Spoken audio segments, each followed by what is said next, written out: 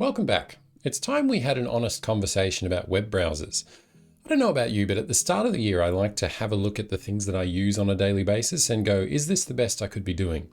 And at the start of 2024, I find myself asking a few questions of one of the tools that all of us use the most, I would argue, on our computers, and that is our web browsers. When it comes to web browsers, they're all, or at least vast majority of them, free for us to download and use in whatever platform we want. There's a plethora of options out there, and none of them seem to be perfect from where I'm standing, but I have had to ask some tough questions about the web browser that I've used for a long time. I've been a Firefox user in some way or other since probably about 2006, as it was one of the few alternatives that could be installed and used on Windows to Internet Explorer, which just was awful at the time. And Firefox was one of the first open source software projects that I started using, and I've been using it on and off ever since. I took a long break until Firefox Quantum, or Firefox version 40, came along, because that improved a lot of the performance issues that I'd been having with Firefox. As time has gone on though, the development of Firefox really seems to have stalled, or at least slowed down. And while the rest of the world's web browsers seem to be pushing all kinds of weird gimmicks, and also the conversation about privacy, tracking, and security becomes more highlighted in the news, etc., I think it's fair to ask more of our web browsers. So what follows is a bit of a rambly video, but I want to structure it around a few key questions. And I want to go out there and say, first of all, that this video isn't sponsored by any web browser or anything like that. I've worked with some of these projects in the past to make videos about their features that are coming up in their browsers, but this isn't sponsored and it's only my own thoughts. What I do want to highlight is these questions here. These are the questions that I'm going to ask of some of the browsers that maybe you're used to using. What are the defaults like when it comes to security, the features they offer, privacy, and the search engines they use? How many platforms does the web browser support? How much transparency is there around the development of said web browser? And how active is that development? Like how many releases come out? How quick are security fixes to happen? And how many features useful features are actually getting added to the browser? And then, critically, how is the browser funded? And how might that affect the browser's priorities? And how stable is the project overall? So what you're going to notice, longtime fans of the channel know that I'm a huge advocate for open source software. And while I don't have a question specifically geared around the licensing of a web browser, I think it runs secondary to some of these other questions in my mind. Because I think if the answer to a lot of these questions is positive, then chances are we'll have a product that is at least heading in the right direction when it comes to licensing. So let's jump into it. Okay, so let's start with the big one first, because that's the one I've used for the longest time now. When it comes to overall enthusiasm for Firefox, I've been an adamant supporter of Firefox for a long time. The main reason is that Firefox's web engine is distinct from all the other web browsers out there today. It uses a Gecko web engine, and because it's so distinct, it's valuable to have it in the marketplace of web browsers. The problem is that distinct web engine and that web browser, it seems to just be chugging along. It seems to exist, but it's not doing a whole lot to try and bring new users and convince them to use Firefox, other than kind of the same standard messaging they've been using for a long time. And then when we start digging into some of these other questions, like how often are features added and how is the browser funded, it does throw some problems into the mix. Because at the end of the day, Firefox is solely owned or developed and funded by the Mozilla Foundation, Mozilla Corporation. There's sort of a unity of those two things, financially speaking. And when you start digging into where a lot of the donations or money that is generated from search engine revenue comes from, it starts raising some questions as to how motivated the team at Mozilla would be to actually forward this web browser. And so while I'm not going to go into it into depth in this video, there was a good deal of reporting that was done by a couple of YouTubers and a long-time Linux and open source enthusiast, Brian Lunduke, around some of the publicly available financial records that you can go and look into. when it comes to Mozilla. Because the reality is that Mozilla as a corporation has, or as a foundation and a corporation, it's a bit complicated there, has quite a bit of revenue, shall we say. And the majority of that revenue, as far as it pertains to Firefox, comes from basically search engine primacy from Google. So when we think about Firefox as a competitor to Google Chrome specifically, and we look at the fact that its prime funder, the way that it gets the majority of its money is from this section here, royalties.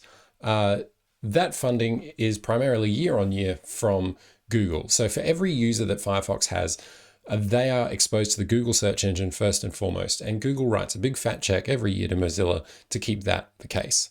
And that's the majority of the budget. Then you can have a look at some of this other stuff like subscriptions and advertising revenue. That'd be the stuff like the Pocket integration and also the things like contributions or donations. Now, ultimately, when you go through and start looking at where some of this money is spent, it starts getting a little unclear as to how it ties directly to the development of Firefox. And to be fair, Mozilla is a foundation that tries to be relatively transparent with how they spend their money, but it just starts getting a little weird. And I'll let you investigate that a little bit further if you like. But it does raise the question for me, back to the fundamental question of how does this affect the browser's priorities? It's pretty clear that through Mozilla's downtrend, or the fact that they're shedding users pretty quickly year on year, they lost a decent chunk. I think they went from 3.6 to 3.2 or something like that. Percentage of market share overall over the space of a year. It's pretty clear that Mozilla's priorities are probably elsewhere, and that a lot of members of the community sensed this coming some time ago and ended up creating an alternative in LibreWolf. LibreWolf, of course, is a sort of a community-driven, customized version of Firefox that you can download, and Firefox being licensed under Mozilla's open source licensing means that people are free to do this. And so LibreWolf does present a decent-ish option. When it comes to some of the other questions about where the browser is funded from and how active the development is, the development from the team that's on their website, their core contributors, is pretty active. They managed to stay up with recent releases of Firefox pretty well. The challenge, though, is that when we come to fundamentally, this browser's existence is always going to depend on Firefox's existence. So the longevity and the stability of the project overall depends on members of the open source community maintaining it, and also it depends on Mozilla keeping Firefox around.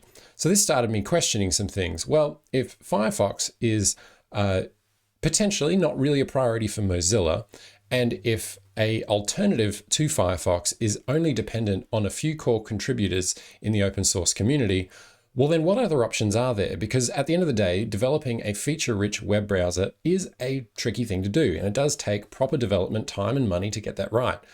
So then you start looking around at some of the alternatives. And when we look at things like Google Chrome and even Microsoft Edge, these browsers, when we start looking through these fundamental questions again, what are the defaults like? Well, they're all going to be defaulting to their own search engines that are owned by their big tech companies that are designed to sell advertisements. That's what they're there to do.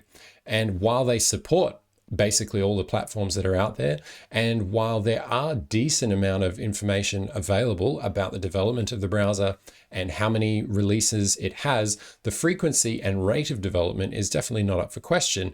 The funding of these web browsers is unquestionably from big tech companies, and they are designed to make money. So the browser's priorities, and it's pretty clear when you start looking around at some of the release notes and some of their features that they experiment with, they're always going to be a way for these tech companies to push their different services and products they offer to try and monetize you as a user. And ultimately, like, that's their end game. Now, we could basically lump Google Chrome and Edge in the same boat here. However, I would, by virtue of just a bit of digging around, and look, honestly, some of these web browsers have fantastic little comparison charts that you can use to, compare the default features of said web browsers. But while we could, split the beans here on who does what better. I think it is fair to say that from my research anyway, Edge does seem to be a slightly more secure option out of the box than what Chrome is, but Chrome, being the industry standard, has very little reason to change its course of action, because at the end of the day, most people just download Chrome because it's the market leader and that's what it does. So then that leads us to some of the alternatives that are based on Chromium, or the web engine that powers Google Chrome and Edge for that matter. And while you could use the vanilla Chromium web browser, which to be fair is a decent core web browser, Chromium is pretty lacking when it comes to features. And at the end of the day, there is going to be no incentive for the Chromium project to at all leapfrog or develop at a more intentional direction than what Google Chrome is. Chromium exists to support Google Chrome. Therefore, community versions of Chromium exist, but they seem to come and go fairly quickly. They're kind of easy come, easy go kind of situations. Then there are other web browsers that are also based off this web engine. And the prominent ones that we see around the internet today are Opera, the Opera web browser, and Vivaldi. Now, Opera has an interesting history in that Opera as a web browser, I remember using it on Windows as an alternative, and I thought it was quite performant. I thought it had its own Presto web engine that was quite unique, and it gave a lot of transparency to the user about like how much data any given website was using. It had a cool feature that allowed you to compress the data, although that had some security concerns. And that kind of leads me to where we are with Opera today. Overall, my recommendation with this one is just steer clear. As far as some of the big fundamental questions that I alluded to before, with how many platforms does it support, how much transparency is around it, how is it funded, all that kind of thing, Opera feels the shadiest.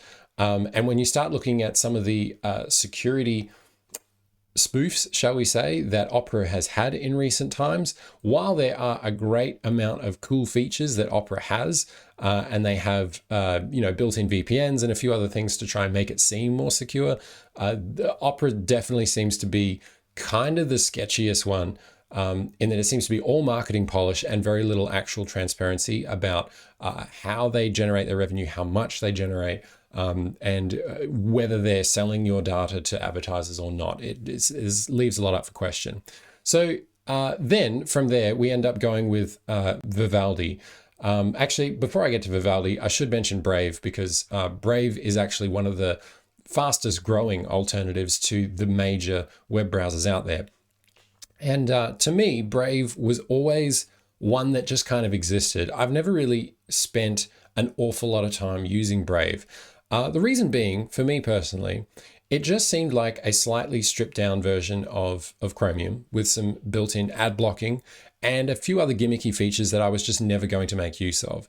And so while Brave still has, I think, very, very good and very user-centric defaults. So when, again, we go back to those big questions about what are the defaults like, the security, the features, the privacy, search engines, I'd say Brave comes the closest to having the best defaults out of any web browser. It does support pretty much every platform out there, and there is a decent amount of transparency around the development of the web browser. It's active, it seems to be adding features, although I would question the usefulness of those features. And that's where this browser starts to fall over for me. How is the browser funded? While there is some transparency from Brave about how their browser is funded and what they intend to do with the browser moving forward, it does seem like they are relatively experimental with what kind of features they want to use. So they will, bring things in and phase things out relatively quickly. And so some of their features that, might be cool maybe one day, things like their crypto wallet, the way that they manage giving some sort of compensation for users, for content creators who have their information, have their content online, and they want to monetize it, but they don't want to have ads displayed. They can kind of get this kickback crypto system. But they have also been diversifying into other ways to generate revenue, similar to what we've seen from Firefox. Although at the end of the day, I think Brave is doing the best job in convincing people to switch away from mainstream web browsers and to try something else. They seem to be doing pretty well for themselves. So Brave is definitely an option, and it's one that I'm fairly happy to recommend to people most of the time, but for me anyway, it's not perfect. And unfortunately, none of these browsers are. The one that I'm trying out, I'm trying to give some serious attention to and really kind of put it through the paces at the moment, is Vivaldi. And Vivaldi is a web browser that I've checked out in the past. I've made videos about Vivaldi in the last, I think, 12, maybe 18 months. And what struck me about Vivaldi is the fact that the pace of development of the Vivaldi web browser and the quality of the features that they include in the browser are, for me personally anyway, kind of useful and pretty impressive.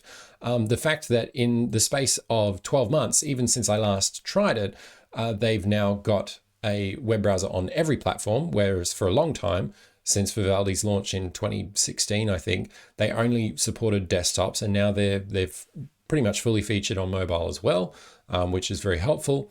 Their approach to a lot of the basics for web browsing, things like profile synchronization across all different browsers and platforms, things like security and privacy defaults, their welcome wizard that allows you to dial in which search engine you want to use, all of that kind of stuff is all seems like a very user-centric approach, and one that doesn't compromise the user's own agency in choosing what kind of experience they want to have when they browse the web.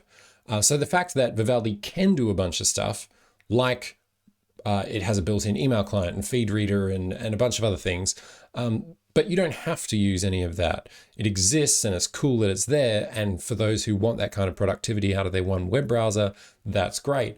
But you can just use it as a stripped down web browser, and I appreciate the flexibility and the options that they will surface, that the Vivaldi browser surfaces to the user on a first run. Now, when it comes to the transparency of the development and also the funding of the development, again, this is something that I've been more impressed with. Now, the biggest criticism that I hear around the internet about Vivaldi is the fact that it's not open source. And yeah, that's true. So like most of these web browsers that I've listed aren't open source. The only exceptions to those are Chromium and Firefox, and I think a fair whack of Brave is open sourced.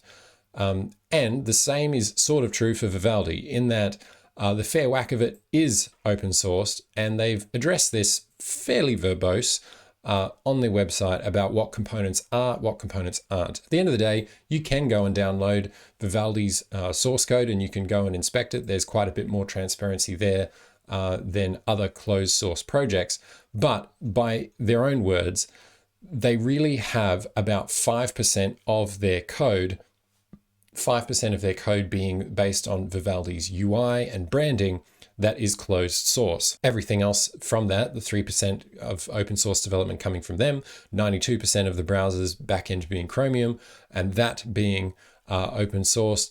So the vast majority of their browser is open source, but the branding side and the UI side, which what makes Vivaldi unique, is closed source. And while they're not completely shutting the door on ever doing that ever, they try to make their argument about why they have kept that percentage closed source.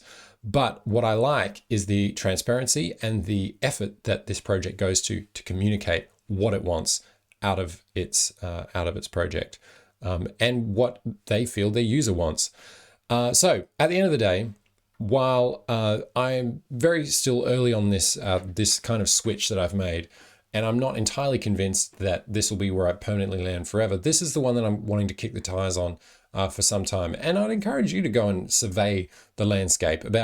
We just spend so much time in web browsers that it would be in our best interest to use one that has our best interests at heart. And I'm just not as convinced as I once was that Firefox is the browser that's going to do that for me.